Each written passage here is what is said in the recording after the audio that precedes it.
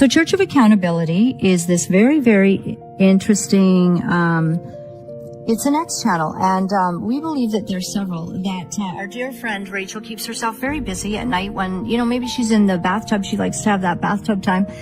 And she's just on these things. And so what they've said is, we've decided to say goodbye to X. I had a feeling that was coming because I spent a really good amount of time 2 nights ago on X. You should go and read all my comments. And I asked them to please tell me why Joshua and Rachel are lying. Pete, why they're all lying. Something is still happening at Daystar. That much is undeniable. If the controversy were truly finished, if the questions had genuinely been answered, if the documented record had somehow been resolved by time and grief and public silence, then the videos would have stopped. The commentators would have moved on. The viewers would have found something else to discuss. But that is not what has happened. And every week that passes without meaningful answers from the institution at the center of this story, the documented record grows heavier, not lighter. The latest development in the online conversation came from an account called the Church of Accountability, known by its followers as DOCA, which had been active on X, formerly Twitter, engaging with the controversy surrounding Daystar, Rachel Lamb Brown and Joshua Brown. DOCA recently announced it was leaving X. Its explanation was essentially this: the platform has become too dominated by insults, memes, and baseless accusations. The account said it was moving toward longer-form content where documentary evidence and qualified experts could be presented properly. That announcement tells you something important before a single piece of evidence is discussed. When an account dedicated to accountability decides to leave the primary platform where it had been engaging and frames that departure around the quality of the criticism it was receiving, it is not signaling strength, it is signaling pressure. And pressure in this story has consistently come from one direction, from the weight of what the documented record continues to reveal. Before we move on, I'd like to ask you a small favor. If you appreciate this content, please take a second to like this video and subscribe to the channel. Over 99% of you watch the videos without subscribing. It costs you nothing, but it makes a huge difference to us. Thank you so much. Now, back to the video. The documented record is worth revisiting in its full detail because the public conversation has a tendency to collapse complex verified evidence into oversimplified talking points, and that collapse serves no one well. The people at the center of this story, Jentezen and Suzy Lamb, Rachel Lamb Brown, Joshua Brown, and Daystar as an institution, all deserve a conversation grounded in what can actually be established. So let us start there. The central allegation that set this entire controversy in motion involves Jentezen and Suzy Lamb's young daughter, referred to publicly as Baby Lamb to protect her identity. According to Jentezen and Suzy's account, consistent across multiple public interviews, their daughter disclosed disturbing information that raised serious concerns about an interaction with Josh Brown, Rachel's husband, at Daystar's 2021 Executive Family Retreat in Miramar Beach, Florida. So there's no allegations, nothing at this point. Then that summer, we go on the executive retreat. They call it just a family trip, but that's what it was. And one of the days, Pete comes up to me in the afternoon and just says, "Hey, I just want to let you know, your daughter walked in on me in the bathroom. I was fully naked. I was about to shower, and she saw everything. Okay, I'm just letting you know." And he kind of was very defensive. And I just said, "Oh, okay. What do you do with that? I mean, we're all there. It could have happened. Okay." Prior to the beach trip, Suzy had been told that the child had accidentally walked in on Josh while he was naked in a bathroom. At the time, Suzy said she did not know how to interpret the incident, and the child initially appeared fine. At the Miramar Beach property, a 3-story beach house, Suzy instructed her daughter to go upstairs and change into her swimsuit. According to Jentezen and Suzy's account, Josh went upstairs shortly afterward. Jentezen was alerted and went up after him. What he found, and what allegedly happened in that room, is at the heart of a dispute that has still not been definitively resolved by any public authority. Josh Brown has denied all wrongdoing, completely and consistently. He provided his own recorded statement to Colleyville Police Detective Nick Garcia, describing a different account of why he was upstairs, stating he had gone to look at a view with his infant son at the invitation of another child, and that Baby Lamb simply came upstairs with them. He described Jentezen's reaction as irrational and attributed the entire campaign against him to Jonathan's desire to seize leadership of Daystar after Marcus Lamb's death. Those denials are documented. They are part of the record. Any responsible account of this story must include them. Colleyville police investigated and closed the case in May 2025. The child had not made a formal legal outcry to police. The department stated the investigation could be reopened if she did. No criminal charges were filed. That distinction matters enormously and must be stated clearly. A closed investigation without charges is not a finding of guilt. It is not a confirmation of wrongdoing. And an allegation, no matter how many times it is discussed online, does not become a conviction simply because it has been repeated. But the absence of criminal charges does not resolve every question the documented record raises. And the most important of those questions centers on the forensic assessment. After the Miramar Beach incident, Marcus and Joni Lamb brought in Denise Boggs, a trusted family counselor and friend, to navigate the situation pastorally. Boggs then brought in a licensed forensic counselor, Debbie Leonhardt, to properly evaluate what had happened. The evaluation required Josh and Rachel Brown to travel to North Carolina for sessions. But according to Leonhardt's own account, which she shared directly with Jonathan in November 2023, and which was subsequently verified by the Roys Report, the assessment was never completed. Specifically, the portion of the evaluation where Josh would have answered questions without Rachel in the room was never conducted. The process that Marcus and Joni had initiated was shut down before it reached the stage necessary to support a definitive conclusion. Marcus Lamb had told Jonathan that Josh had been cleared. Debbie Leonhardt told Jonathan that her incomplete assessment could not support that conclusion. That is not a matter of competing interpretations. It is a factual contradiction between what Jonathan was told and what the professional who conducted the assessment said her work could actually establish. Jonathan did not invent that contradiction. He received it from the forensic counselor Daystar's own pastoral team had brought in. And that contradiction is what transformed his concerns from a painful private family matter into something he believed could not be left unaddressed. So what did Daystar do when Jonathan pressed for clarity? The documented record is specific. In July 2023, roughly 18 months after Marcus's death, Joni demanded that Jonathan and Suzy read a positive viewer comment about her new marriage to Doug Weiss on air. Jonathan and Suzy had serious theological reservations about publicly endorsing the marriage, believing the circumstances of Weiss's divorce from his wife of over 30 years did not meet the biblical grounds their convictions required. They declined to read the comment.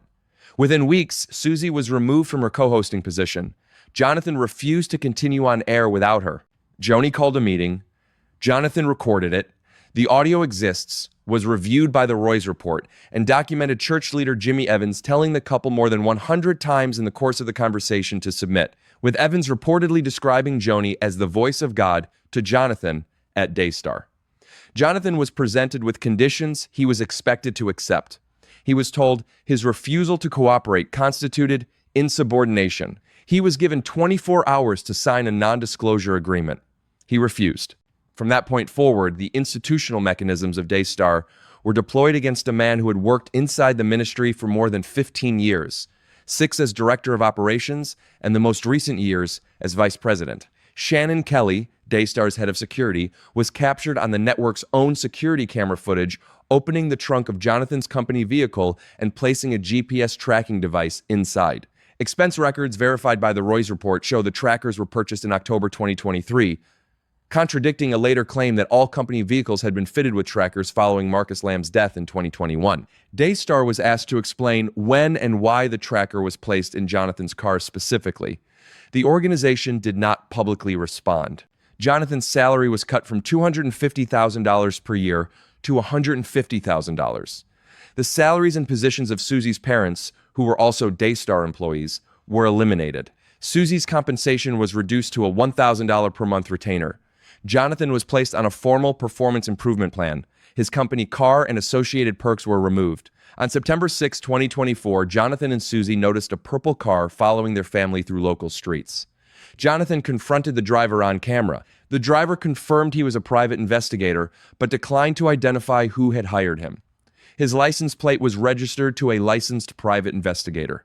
Daystar was asked whether it or Joni had hired the investigator. It did not respond. On November 16, 2024, Shannon Kelly arrived at Jonathan and Suzy's home on a Saturday, wearing a bulletproof vest and carrying a firearm, and delivered a formal termination letter. Jonathan noted that Daystar had never previously terminated an employee on a Saturday. After Jonathan's termination became public and investigative journalists began reporting, Daystar's attorney sent a formal demand letter to the Roys Report, accusing the outlet of conducting a smear campaign and demanding that its published articles be retracted. The Roys Report refused. Each of those details has a paper trail: GPS tracker, expense receipts, security camera footage, salary reduction records, a private investigator's license plate, a board meeting audio recording, a formal legal demand letter, a forensic counselor's own words about her incomplete process. These are not anonymous online accusations. They are verified documents and recordings reviewed by professional investigative journalists with established records in accountability reporting. And then, the Roys Report found something else. Something that did not involve family conflict or personal relationships. Something that went directly to the question of how Daystar functions as an institution that accepts public donations while shielding its finances from public disclosure.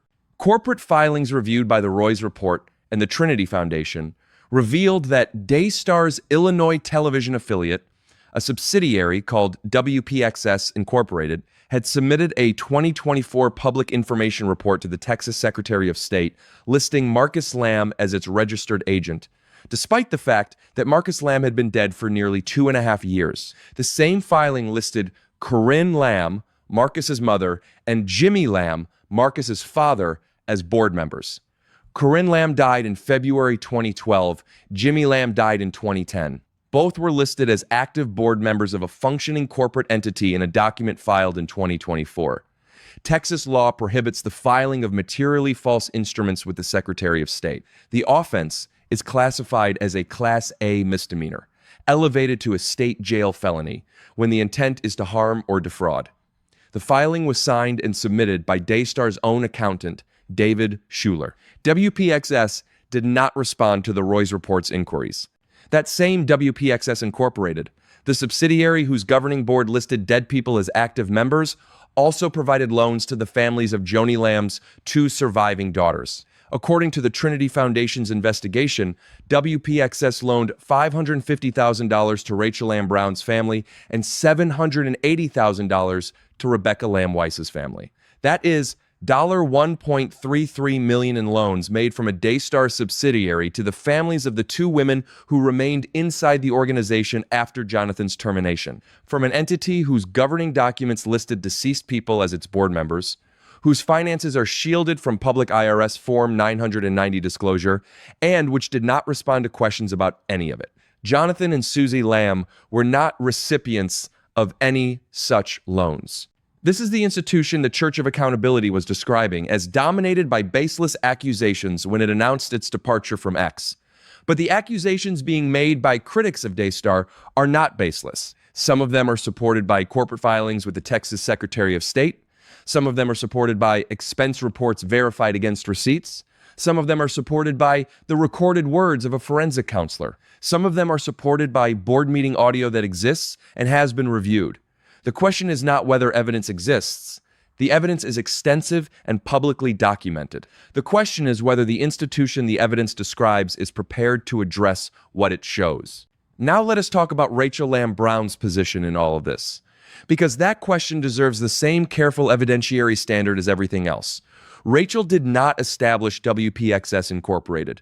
She did not write the Texas corporate filing. She did not sign the document that listed her deceased grandparents as active board members. She did not appear to personally order the GPS tracker installation, authorize the private investigator, or draft the termination letter delivered on a Saturday.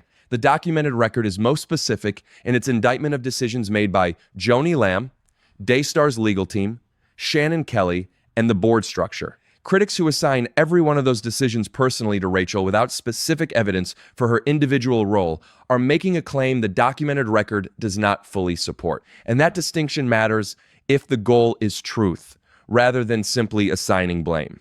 But Rachel is now one of the primary public faces of an institution whose documented record includes all of the above. She appeared in a widely circulated photograph with Israeli Prime Minister Benjamin Netanyahu in late July 2026, posted as a representative of Daystar's international ministry. She and her sister Rebecca have been identified as part of the network's leadership continuity following Joni's death on May 7, 2026. WPXS Incorporated, the subsidiary that loaned $1.33 million to her family and Rebecca's family, is a Daystar entity whose corporate filings bear her family's name. That connection is not invented by critics. It is in the public record. When someone occupies a public leadership role inside an institution, the institution's documented conduct becomes part of the scrutiny that role invites. That is not unfair. That is what public institutional leadership means. And the scrutiny is not going to dissolve because an accountability account leaves X, or because supporters describe critics as babblers, or because a lawsuit threat was sent to a journalism outlet. The documented record does not move. It waits.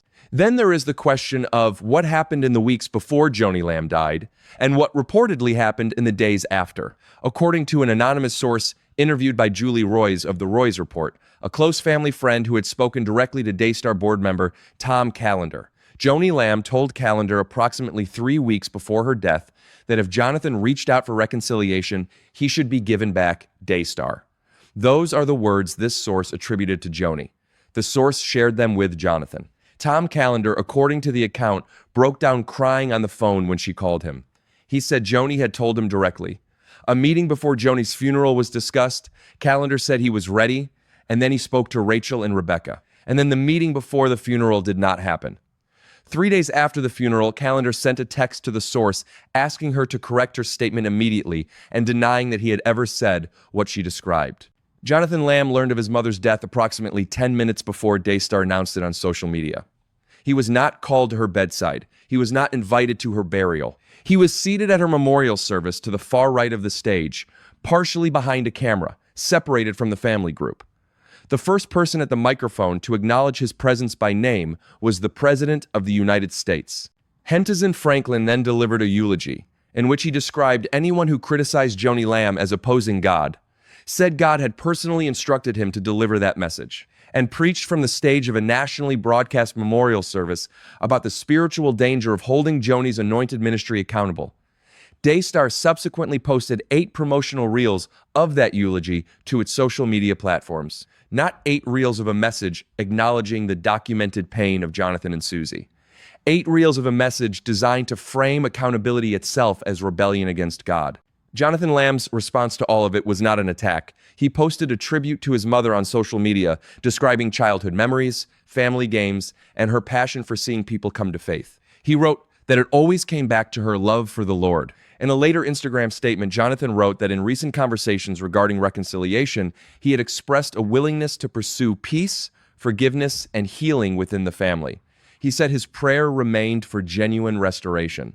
That is a man who sat behind a camera at his mother's funeral, who was not called to her deathbed, who learned of her death from the organization's attorney, who watched a board member reportedly cry and then deny what he had said, and who still chose to speak about love and reconciliation. Whatever people believe about the specific allegations at the center of this dispute, that response is documented. And it stands in contrast to an institution that posted 8 promotional reels of a spiritually manipulative eulogy, while the man that eulogy targeted sat separated from his family in the audience. Daystar now has no publicly named president. The second of its 2 co-founders died on May 7, 2026. Corporate filings listing dead board members remain in the public record without adequate explanation. A $1.33 million loan from a Daystar subsidiary to the families of the organization's 2 most visible remaining figures has been documented and has not been publicly addressed. The forensic assessment that was shut down before it could be completed has never been reopened. The police investigation that was closed without charges remains officially capable of being reopened if the child makes an outcry. The non-disclosure agreement Jonathan refused to sign was designed to ensure that none of this became public. He refused to sign it. And here we are. Critics have responsibilities in this conversation that are just as real as the accountability they are demanding from others. Every claim made about any of the people involved in this story should be attached to the evidence that supports it. An allegation is not a verdict. A closed police investigation without charges is a fact that belongs in every honest account of this story. Josh Brown's denial is not a detail that can be omitted because it is inconvenient. Rachel Lamb Brown's individual role in specific institutional decisions requires specific evidence before she can be held personally responsible for them. Those distinctions are not protections for the guilty. They are the minimum standard that honest accountability requires. And critics who abandon that standard undermine the very legitimacy of the questions they are raising. But those responsibilities on the part of critics do not transform Daystar's documented record into something it is not. A forensic assessment that was shut down before completion is still a forensic assessment that was shut down before completion, regardless of how many promotional reels a ministry produces. Dead people listed as board members of a functioning corporate entity is still a governance failure that raises legitimate legal questions, regardless of how many critics have been called babblers. A $1.33 million loan from a ministry subsidiary to the families of the ministry's most visible leaders is still a financial transparency question that a donor-supported institution has a responsibility to address regardless of how many people leave X. Somewhere beyond the arguments and the videos and the social media announcements and the legal demand letters is a family in genuine pain. Jentezen Lamb lost his father in 2021 and his mother in 2026. He was not present at either death in the way a son would want to be. He was separated from his family at his mother's memorial.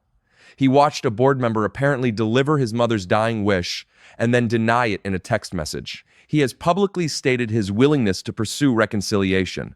He has asked for peace. The institution he helped build for 15 years has not yet responded to that stated willingness with anything the public record can verify as substantive. The Church of Accountability leaving X does not change any of that. The promotional reels do not change any of that. The legal demand letters do not change any of that. The documented record is patient. It does not require a platform. It does not require a video. It simply requires that the people responsible for the institution it describes be willing to address it with the same standard of honesty they ask their viewers and donors to apply to their own lives. Until that happens, Daystar's controversy will not end.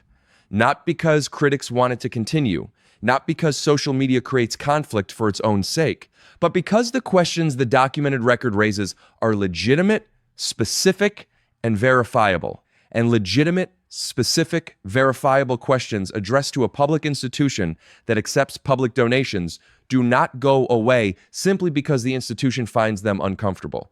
That is where this story stands. The cameras at Daystar are still rolling. The broadcasts continue. The ministry is still asking people to trust it with their faith and their financial support. And the documented record of what has happened inside it is still public, still specific, and still waiting.